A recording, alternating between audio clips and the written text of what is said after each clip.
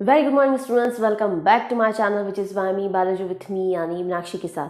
Previous video में हम लोगों ने स्टार्ट किया था साइनोबैक्टीरिया, ठीक है। जनरल इंट्रोडक्शन हमारा हो चुका था, उसकी हिस्ट्री हो गई थी। आज हम स्टार्ट करते हैं साइनोबैक्टीरिया की cell structure. So this is the cell structure of cyanobacteria. It's a schematic representation of electron micrograph. Okay, electron microscopy करने के बाद जब हम स्ट्रक्चर देखते हैं सेल की तो वो इस तरह की दिखती है, ठीक है। हम एक एक पॉइंट साथ साथ में समझते जाएंगे। मैं पूरा डायग्राम आपको एक साथ नहीं समझाऊंगी, पॉइंट टू पॉइंट चीज़ें हैं, हम साथ साथ में समझते जाएंगे ताकि आपको आसानी होगी कि कौन सी चीज़ क्या है और इसका क्या काम होता है, ठीक है।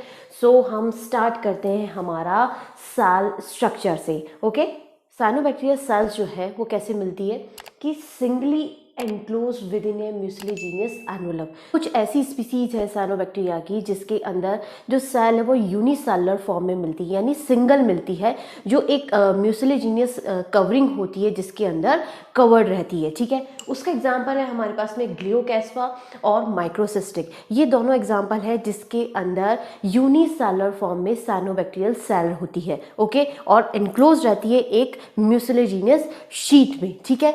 म्यूसिलीजिनियस शीट है ये, इस तरह की आउटर मोस्ट कवरिंग होती है सेल के बाहर जिसके अंदर सेल कवर्ड रहती है, ठीक है। ये एक सिंगल सेल की स्ट्रक्चर है जो मैंने अभी आपको यहाँ बताई है, ये सिंगल सेल स्ट्रक्चर है। इसमें आउटर मोस्ट लेयर जो है वो म्यूसिलीजिनियस शीट की है, ठीक है। ये आउटर मोस्ट लेयर होती है सेल की, ठीक है। तो कुछ सेल्स ऐसी हैं जो सिंगली होती है, इंक्लोज होती है, किसमें, एक शीट के अंदर। उसके एग्जाम्पल है आपके पास ग्लियोकैस्पा और माइक्रोसिस्टिक, ठीक है। कुछ ऐसी स्पीसीज हैं जिसके अंदर सेल्स जो है वो आपस में मिलकर एक चेन बना लेती है, ठीक है। उस चेन को हम नाम देते हैं ट्राइकोम्स, ठीक है। सो ट्राइकोम्स किसके अंदर मिलते हैं, ऑसिलेटोरिया और ग्लियोट्राइका के अंदर। आपको किस फॉर्म में मिलेगी, ये ट्राइकोम के फॉर्म में सेल्स मिलती है, ठीक है। नेक्स्ट आता है एज ए शीट, एक शीट के रूप में भी मिलती है आपके पास में, जिसमें बहुत सारे ट्राइकोम्स जो है वो एक साथ अटैच रहते हैं, ठीक है। और एक कॉमन मैट्रिक्स होता है या म्यूसिलीजिनियस जो मैट्रिक्स है वो कॉमन होता है जिसके अंदर बहुत सारे फिलामेंट्स जो हैं वो आपस में जुड़े रहते हैं, ठीक है। ऐसी जो स्ट्रक्चर होती है वो किस में मिलती है, डर्मोकार्पा में मिलती है, ठीक है। ये एग्जांपल मैं आपको साथ साथ बताती जाऊंगी ताकि आपको याद करने में आसानी होगी। नेक्स्ट आता है आपके पास में, जैसे मैंने आपको प्रीवियस वीडियो में बताई चुकी थी कि साइनोबैक्टीरिया जो है वो टिपिकली प्रोकैरियोटिक सेल है, ठीक है, जिसके अंदर क्या है, मेम्ब्रेन बाउंड जितने भी ऑर्गेनल्स होते हैं वो नहीं मिलते, यानी मेम्ब्रेन बाउंड ऑर्गेनल्स एब्सेंट होते हैं प्रोकैरियोटिक सेल्स में। तो टिपिकल प्रोकैरियोटिक सेल होती है हमारे पास में साइनोबैक्टीरिया की, ठीक है। इसीलिए इसको क्या इंक्लूड किया गया है, मोनेरा किंगडम में इंक्लूड किया गया है। अब हम बढ़ते हैं हमारे फर्स्ट जो आउटर मोस्ट लेयर की तरफ कि ये म्यूसिलीजिनियस जो शीट होती है ये क्या काम करती है, किससे मिलके बनी होती है, किस तरह की होती है, उसके बारे में पढ़ते हैं, ठीक है। अब यदि हम बात करते हैं म्यूसिलीजिनियस शीट की, जो आउटर मोस्ट कवरिंग होती है सेल की, उसका क्या काम होता है। कुछ ऐसी स्पीसीज है जिसके अंदर ये जो शीट है, ये जो कवरिंग होती है वो थिन होती है, ठीक है। कुछ ऐसी है जिनके अंदर थिक होती है। तो जिसके अंदर थिन होती है उसका एग्जाम्पल है हमारे पास में एनासिस्टिस मोंटाना, ओके। थिक जिसके अंदर होती है उसका एग्जाम्पल है हमारे पास में एनाबिना, ठीक है। एनाबिना जो स्पीसीज है उसके अंदर थिक म्यूसिलीजिनियस शीट होती है, प्लस जस्ट अपोजिट एनासिस्टिस मोंटाना जो है उसके अंदर थिन म्यूसिलीजिनियस शीट होती है जो आउटर मोस्ट कवरिंग होती है एक सेल की, ठीक है। जस्ट अभी आपको बताया कि ऐसी सेल्स होती हैं जो यूनिसेलुलर फॉर्म में मिलती है, ठीक है। उनके पास में ये जो शीट होती है वो खुद की होती है, वो किसी के साथ शेयर नहीं करती, वो उनकी पर्सनल प्रॉपर्टी होती है, ठीक है। ए distinct sheet of its own, ठीक है, वो उनकी खुद की होती है जहां पे यूनिसेलुलर फॉर्म में सेल होती है, ठीक है। नेक्स्ट आता है आपका फिलामेंटस फॉर्म। ट्राइकोम्स जो चेन बना के रहते हैं, ठीक है, या वो आपस में मिलके फिलामेंट्स के फॉर्म में रहते हैं, तब क्या होता है, एक कॉमन मैट्रिक्स के अंदर वो सेल्स जो है वो कवर्ड रहती है, ठीक है। तो ये जो म्यूसिलीजिनियस शीट होती है वो क्या होती है, एक कॉमन बन जाती है जिसके अंदर बहुत सारी फिलामेंटस फॉर्म जो है वो आके उसमें धसे हुए होते हैं, ठीक है, वो कवर्ड करके रखती है, ओके। नेक्स्ट आता है आपके पास में कि शीट किससे, एक तरह से कॉम्प्लेक्स मिक्सचर है जो मिलके बना होता है म्यूकोपॉलीसैकेराइड प्लस ग्लूकोनिक एसिड से। ये कॉम्बिनेशन होता है इस शीट का, ठीक है। नेक्स्ट आता है कि इसका काम क्या होता है। नाम से समझ में आ रहा होगा, म्यूसिलेजिनियस शीट यानी म्यूकस, ठीक है। यानी ये कैसा होगा, आपका मॉइस्चर देगा सेल को। तो जिसके पास में मॉइस्चर देने की कैपेसिटी होती है वो क्या करता है, उसे वो जो सेल है उसको डेसिकेशन से बचाने का काम करता है। एडवर्स कंडीशन जब आती है तब क्या करता है, इस सेल्स को प्रोटेक्शन देने का काम करता है, प्रोटेक्ट करता है, ठीक है। सूखने से बचाता है, मरने से बचाता है। ऐसी स्पीसीज जिनके अंदर रेजिस्टेंस स्पोर्स बनाने की कैपेसिटी नहीं होती, वहाँ पर ये म्यूसिलेजिनियस शीट जो है वो उसे प्रोटेक्ट करती है, एक तरह से डेसिकेशन से बचाने का काम करती है, ठीक है। नेक्स्ट आता है हेल्प्स इन ग्लाइडिंग मूवमेंट, ठीक है। ये ग्लाइडिंग मूवमेंट में भी हेल्प करती है। ग्लाइडिंग क्यों, क्योंकि ये क्या होता है, बहुत स्मूथ होता है, ठीक है। यदि एक स्मूथ सरफेस आपको देगा तो वो क्या ग्लाइड कर पाएगा, एक जगह से दूसरी जगह जाने में ये थोड़ी सी हेल्प करता है, ठीक है। तो ये काम होता है हमारा इस शीट का, आउटर मोस्ट कवरिंग जो है वो म्यूसिलेजिनियस शीट है, उसका ये काम होता है, ठीक है। प्लस क्या किससे मिलके बनी होती है, म्यूकोपॉलीसैकेराइड प्लस ग्लूकोनिक एसिड से मिलके बना होता है, ठीक है। अब हमारा जो नेक्स्ट स्ट्रक्चर है वो कौन सी है, सेल वॉल, ठीक है, जो आउटर मोस्ट लेयर के जस्ट नीचे होती है, ठीक है। यानी म्यूसिलेजिनियस शीट के जस्ट नीचे वाली जो स्ट्रक्चर है वो क्या कहलाती है, हमारी सेल वॉल कहलाती है, ठीक है। सेल वॉल क्या होती है, just like gram negative bacterial cell wall, ठीक है। जैसी ग्राम नेगेटिव बैक्टीरिया की सेल वॉल होती है, जैसा स्ट्रक्चर वहाँ होता है, सेम वैसा का वैसा क्या होता है आपके पास में यहाँ सेल वॉल होती है, ठीक है। जैसे ग्राम नेगेटिव बैक्टीरिया में थिन होती है, वैसे ही सेल वॉल यहाँ पर भी क्या होती है, थिन होती है, ठीक है। नेक्स्ट सेल वॉल जो है किससे मिलके बनी होती है, तो आपका कंपोजिशन में आएगा कि ये peptidoglycan plus carbohydrate plus amino acid plus fatty acid, ये 4 कंपोनेंट से मिलके बनी होती है साइनोबैक्टीरियल सेल वॉल, ठीक है। याद रखिएगा कैसी होती है, थिन होती है, जैसी gram negative bacterial cell wall होती है, ठीक है। आपको gram negative bacterial cell wall की स्ट्रक्चर के लिए मैं अपना आई बटन में लिंक शेयर कर दूंगी, ताकि आप वहाँ जाके उसे चेक कर सकते हैं, ठीक है। अब हम बढ़ते हैं हमारी नेक्स्ट स्ट्रक्चर की तरफ, जो है हमारे पास में सेल वॉल के जस्ट नीचे होती है हमारे पास में साइटोप्लाज्मिक मेम्ब्रेन, या फिर बोल सकते हैं हम इसे प्लाज्मा मेम्ब्रेन, ठीक है। प्लाज्मा मेम्ब्रेन होती है ये इनर मोस्ट जो लेयर है, ठीक है। इनर मोस्ट लेयर ये क्या कहलाती है, प्लाज्मा मेम्ब्रेन कहलाती है, ठीक है। प्लाज्मा मेम्ब्रेन भी बोल सकते हैं, या फिर हम इसे साइटोप्लाज्मिक मेम्ब्रेन भी बोल सकते हैं, ठीक है। तो नेक्स्ट स्ट्रक्चर क्या है हमारे पास में, प्लाज्मा मेम्ब्रेन, साइटोप्लाज्मिक मेम्ब्रेन, या फिर इसको हम बोल सकते हैं प्लाज्मा मेम्ब्रेन। क्या नाम से ही समझ में आ रहा होगा, साइटोप्लाज्मिक मेम्ब्रेन, ठीक है। साइटोप्लाज्मिक मेम्ब्रेन का मतलब क्या होता है, जो साइटोप्लाज्म को कवर करके रखती है, ठीक है। तो ये एक तरह से क्या है, it's a limiting membrane of the cytoplasm, ठीक है। यानी वो साइटोप्लाज्म को कवर करके रखती है, इसीलिए इसको क्या कहा जाता है, साइटोप्लाज्मिक मेम्ब्रेन कहते हैं, ठीक है। नेक्स्ट आता है कि ये किससे मिलके बनी होती है, प्रोटीन और लिपिड से मिलके बनी होती है। लेकिन मैंने यहाँ लिखा है protein plus lipid plus protein layer, तो ये जो सीक्वेंस है ये अरेंजमेंट होता है, ये बनी किससे मिलके होती है, प्रोटीन और लिपिड से बनी होती है। जो अरेंजमेंट होता है वो कैसा होता है, पहले प्रोटीन लेयर होती है, फिर लिपिड लेयर होती है, उसके बाद में प्रोटीन लेयर होती है, ठीक है। नेक्स्ट आता है कि इसमें इनफोल्डिंग्स होती है, ठीक है। आपको यहाँ स्ट्रक्चर दिख रही होगी ये इस तरह की, ठीक है। ये जो स्ट्रक्चर है, ये जो स्ट्रक्चर दिख रही है ये है इनफोल्डिंग्स। इनफोल्डिंग्स का क्या काम होता है, ये प्रेजेंट होती है इस प्लाज्मा मेम्ब्रेन के ऊपर, ठीक है।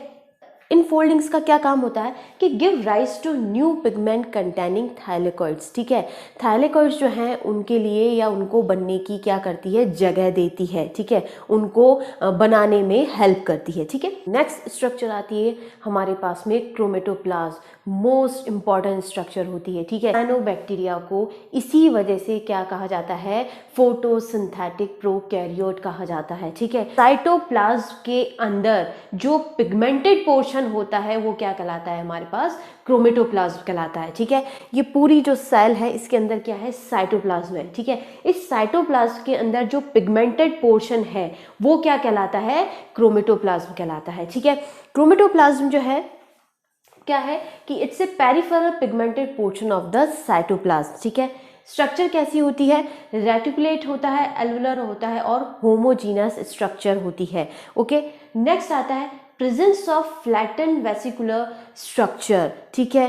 अब स्ट्रक्चर के बारे में अब देखते हैं। जो स्ट्रक्चर्स दिख रही हैं आपको, ये जो कर्व्ड है स्ट्रक्चर, कुछ ऐसी फ्लैटेंड स्ट्रक्चर्स जो दिख रही हैं, ये क्या कहलाती है? थाइलेकॉइड्स कहलाती है, या फिर इसको बोल सकते हैं हम फोटोसिंथेटिक लैमेले। ठीक है, यही होता है जिनकी वजह से ये जो सेल्स होती है ये फोटोसिंथेसिस कर पाती है। ठीक है, तो ये जो स्ट्रक्चर है ये क्या कहलाती है? These structure is known as thylakoids और फोटोसिंथेटिक लैमेले। ठीक है, ये किसका पार्ट हुआ है? क्रोमेटोप्लाज्म का पार्ट होता है। और क्रोमेटोप्लाज्म क्या है? Pigmented portion of cytoplasm. Okay, ये जो क्रोमेटोप्लाज्म जो होता है वो कैसा होता है? इरेगुलरली डिस्ट्रीब्यूटेड होता है पूरी सेल्स के अंदर। क्रोमेटोप्लाज्म है साइटोप्लाज्म के अंदर, इवन ये कह सकते हैं कि कोई रेगुलर फॉर्म नहीं है कि पर्टिकुलर इस पोर्शन में ये आपको पिगमेंट मिलेगा, कि ये आपको साइड में मिलेगा, कि मिड में मिलेगा। ठीक है, ऐसा नहीं होता। थ्रू आउट द सेल ये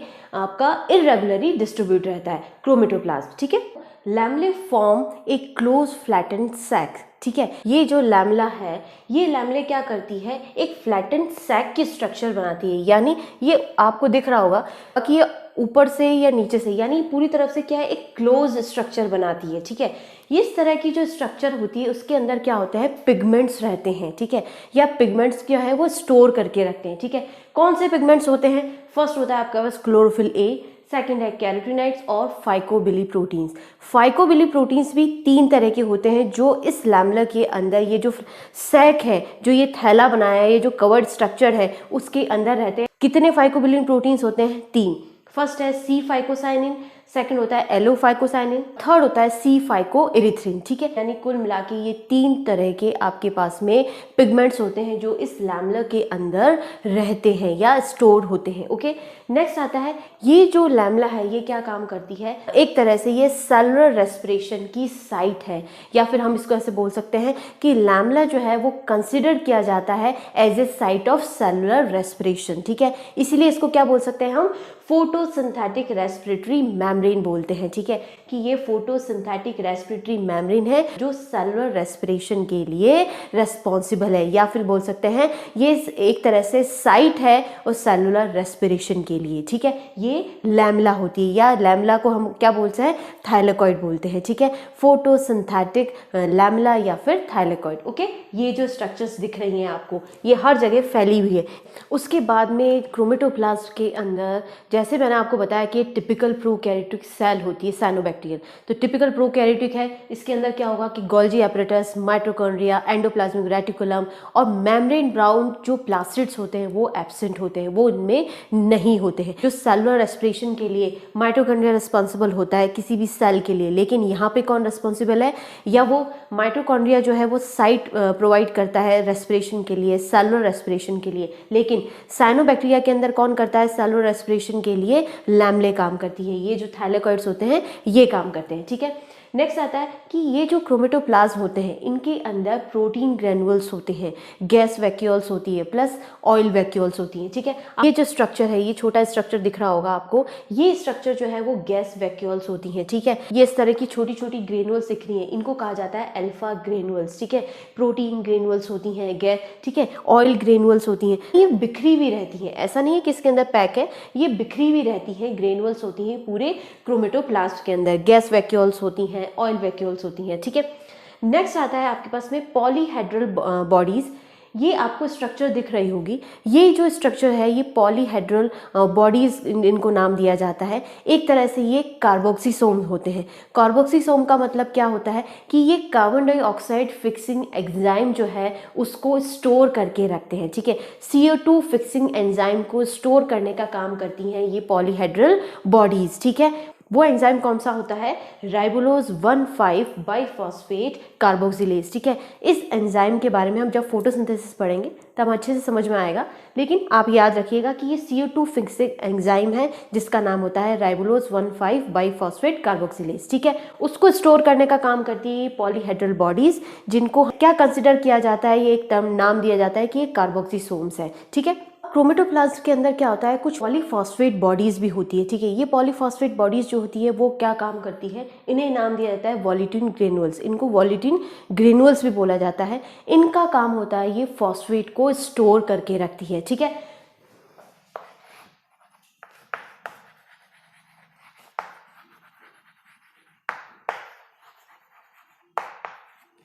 ठीक है। ये बॉडीज क्या काम करती है, फॉस्फेट स्टोर करके रखती है, ठीक है। नेक्स्ट आती है हमारे पास गैस वेसाइकल, जो मैंने आपको बताया कि गैस वेसाइकल्स हैं, ये गैस वैक्यूल्स हैं, ये प्रेजेंट होती है क्रोमेटोप्लाज्म के अंदर। इनका क्या काम होता है, ये लाइट को शील्ड करती है प्लस बॉयंसी देती है, ठीक है, हल्का बना के रखती है। साइनोबैक्टीरियल जो सेल है उसको हल्का बनाने का काम करती है गैस वेसाइकल, ठीक है। नेक्स्ट है आपके पास साइनोफाइसिन ग्रेन्यूल्स, जिसे कहा जाता है स्ट्रक्चरल ग्रेन्यूल्स। ये जो स्ट्रक्चर दिख रही है आपको, ये है साइनोफाइसिन ग्रेन्यूल। इसका काम होता है, ये प्रोटीन को स्टोर करके रखती है in the form of polypeptides, ठीक है। पॉलीपेप्टाइड के फॉर्म में ये प्रोटीन स्टोर करके रखती है, ठीक है। ये स्ट्रक्चर क्या कहलाती है, स्ट्रक्चर ग्रेन्यूल्स होते हैं, जिनको नाम दिया जाता है साइनोफाइसिन का, ठीक है। तो अब हम पढ़ते हैं सेंट्रोप्लाज्म या न्यूक्लियोप्लाज्म की। तो न्यूक्लियोप्लाज्म और सेंट्रोप्लाज्म क्या होता है, सेंटर पोर्शन होता है और नॉन पिगमेंटेड पोर्शन होता है, ठीक है। पिगमेंटेड पोर्शन क्या होता है, क्रोमेटोप्लाज्म कहलाता है, और जो कलरलेस सेंट्रल पार्ट है वो क्या कहलाता है, हमारा न्यूक्लियोप्लाज्म कहलाता है, ठीक है। द कलरलेस सेंट्रल रीजन वो क्या कहलाता है, आपका न्यूक्लियोप्लाज्म कहलाता है या फिर सेंट्रोप्लाज्म कहलाता है, ठीक है। इसके अंदर क्या होते हैं, नेकेड डीएनए होते हैं, ठीक है।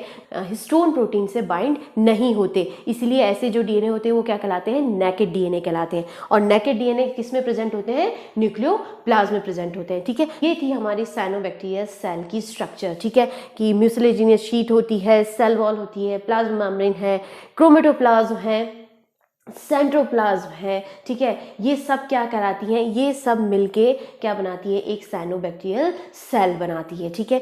एक जनरल बात की जाती है कि साइनोबैक्टीरिया के अंदर रिप्रोडक्शन कैसे होता है। तो साइनोबैक्टीरिया जो है वैसे ही प्रोकैरियोटिक है, तो सबसे जो सिंपलेस्ट मोड है रिप्रोडक्शन का वो होता है बाइनरी फिशन, ठीक है। बाइनरी फिशन से क्या होता है, इनमें रिप्रोडक्शन होता है साइनोबैक्टीरिया के अंदर, ठीक है। प्रोडक्शन कैसे होता है, बाइनरी फिशन के जरिए होता है। टिपिकल प्रोकैरियोटिक सेल है, ज़्यादा इसमें एक्स्ट्रा कुछ नहीं होता, ठीक है। तो ये तो थी हमारी साइनोबैक्टीरिया की स्ट्रक्चर सेल की, ठीक है। आई होप आप सभी को समझ में आया होगा। फिर भी कोई कन्फ्यूज़न हो, कोई प्रॉब्लम हो, कोई पॉइंट हो जो समझ में नहीं आया हो, ठीक है, आप मुझे कमेंट बॉक्स में मैसेज करके बता सकते हैं या फिर आप मुझे मेल भी कर सकते हैं, ठीक है। नेक्स्ट वीडियो में हम लोग पढ़ेंगे कि साइनोबैक्टीरिया का इकोलॉजिकल इंपॉर्टेंस क्या है, और उसी के अंदर मैं आपको बताऊंगी कि जो रिप्रोडक्शन होता है उसका क्या इंपॉर्टेंस है इसके इकोलॉजिकल इंपॉर्टेंस के अंदर, ठीक है, या इसके वाइड डिस्ट्रीब्यूशन में, या इसके जो भी इंपॉर्टेंस है उसमें इसका रिप्रोडक्शन का क्या रोल होता है, वो पढ़ेंगे हमारे नेक्स्ट वीडियो में, ठीक है। So like, share, comment, subscribe my channel. आपके सब्सक्रिप्शन से, आपके लाइक से, आपके कमेंट से मुझे अप्रिशिएशन मिलता है। सो प्लीज़ शेयर कीजिए अपने फ्रेंड्स के साथ में, अपने फैमिली के साथ में, और आपके नोन के साथ में, जिस ये वीडियो जिनके लिए बेनिफिशियल हो। So stay tuned, till then take care, thank you.